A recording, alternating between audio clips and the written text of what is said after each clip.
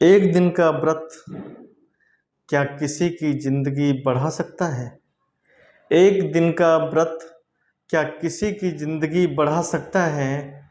इससे बड़ा क्या कोई दूसरा मजाक हो सकता है? इससे बड़ा क्या कोई दूसरा मजाक हो सकता है? नमस्कार साथियों, मैं विनोद विद्यार्थी एक बार फिर अपने खास कार्यक्रम पोस्टमार्टम में। साथियों, आज का विषय आस्था से जुड़ा हुआ है, इसलिए जिन जिन की आस्था अगर आहत होती है तो मैं उनसे माफ़ी चाहता हूँ, विनम्र माफ़ी चाहता हूँ। साथियों, आपको पता है दिवाली से लगभग 10-12 दिन पहले एक पर्व आता है, करवा चौथ। करवा चौथ एक ऐसा पर्व है जिसमें पत्नी पूरे दिन भूखे रहकर बिना पानी पिए हुए अपने पति के लंबी आयु के लिए व्रत रखती है। और जब जब रात को चांद निकलता है तो चांद को देखकर वह अन्न या पानी को ग्रहण करती है। साथियों, ये अच्छा है या बुरा है, मैं इस पर जाना नहीं चाहता, परंतु क्या तार्किक दृष्टि से यह ठीक है? हमें इस पर विचार करना चाहिए। क्या व्रत रखने से आयु लंबी हो सकती है? इस पर हमें विचार अवश्य करना चाहिए। अगर कोई व्यक्ति बहुत ज़्यादा खाता है तो उसे कभी कभी व्रत रखना चाहिए, जिससे उसके लीवर को कुछ आराम का समय मिले और वह व्यक्ति स्वस्थ रह सके। परंतु यहाँ भी सिर्फ स्वस्थ वही व्यक्ति रह सकता है जिसने व्रत रखा है। किसी और व्यक्ति को खुद व्रत रख के दूसरे व्यक्ति को स्वस्थ नहीं किया जा सकता, ये यकीनन सही है। अब बात आती है, फिर ये क्यों किया जाता है? इस साथियों, इस तरह की कहानियाँ इसलिए गढ़ी जाती हैं ताकि आस्था के दुष्चक्र में फंसकर समाज की मुख्य समस्याओं की तरफ ऐसे लोगों का ध्यान आकर्षित ना हो और वो ऐसी समस्याओं पर ध्यान ना दे सकें। वास्तव में पत्नी या पति दोनों में से या दोनों एक दूसरे की लंबी आयु चाहते हैं तो उन्हें एक दूसरे का ख्याल रखना होगा।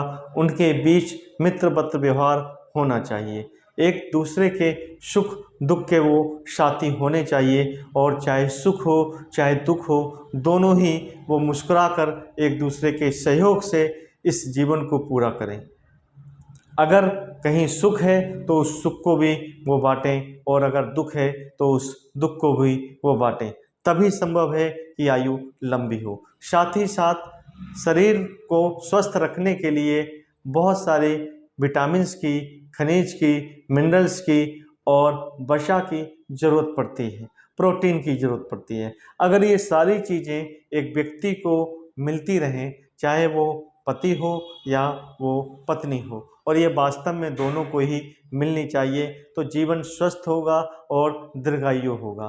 परंतु अगर कोई व्यक्ति ये सोचता है कि वो घर में लड़े, परिवार में लड़े, झगड़े करे, एक दूसरे को देखें भी ना और सिर्फ एक दिन व्रत रखकर वो अपने पति की आयु को बहुत दीर्घायु में बदल दें, तो ऐसा संभव नहीं है। इसके बहुत सारे उदाहरण आपको अपने आस पड़ोस में मिल जाएंगे, जहाँ पर लगातार करवा चौथ का व्रत रखा गया और उसके बावजूद भी आज बहुत सारी महिलाएं विधवा का जीवन व्यतीत कर रही हैं। अब कोई इनसे पूछे कि आखिर इन्होंने क्या त्रुटि कर दी थी?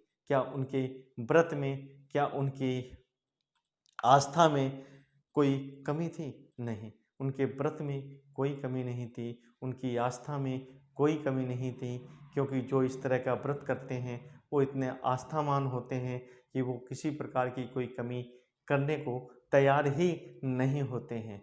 तो फिर ऐसा क्यों हुआ कि आज, या यूँ कहें कि लाखों की संख्या में औरतें विधवा का जीवन जी रही हैं, महिलाएं विधवा का जीवन जी रही हैं? क्या कभी इस पर सब मिलकर विचार करेंगे?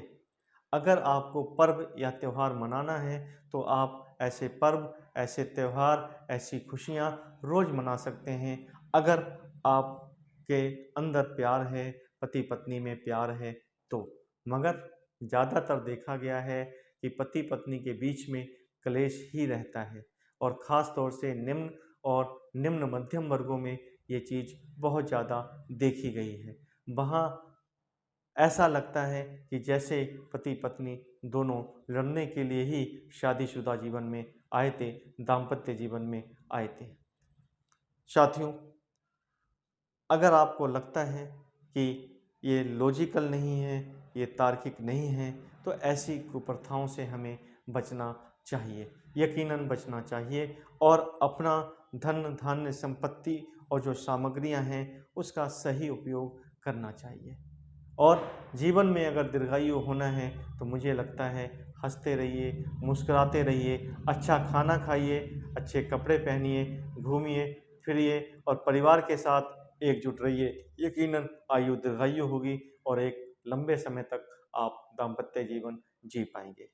आपकी खुशहाली के लिए, आपके दाम्पत्य जीवन के खुशहाली के लिए आप सभी को शुभकामनाएं। जो नहीं मना रहे हैं करवा चौथ, उनके लिए बारंबार शुभकामनाएं और जो मना रहे हैं शायद उनके साथ तो सब कुछ ठीक ही होगा। पूरे दिन के व्रत करने के बाद शायद ही उन्हें किसी प्रकार की शुभकामनाओं की आवश्यकता पड़े। साथियों, अगर आपको ये वीडियो अच्छा लगा हो तो प्लीज़ लाइक करें, चैनल को सब्सक्राइब करें, कमेंट करना ना भूलें और साथ ही साथ ज़्यादा से ज़्यादा दोस्तों में इसको शेयर अवश्य करें। और हाँ, अगर किसी की आस्था को चोट पहुंची हो तो मैं उससे विनम्र माफ़ी चाहता हूँ। अगले वीडियो में हम फिर मिलेंगे, तब तक के लिए नमस्कार।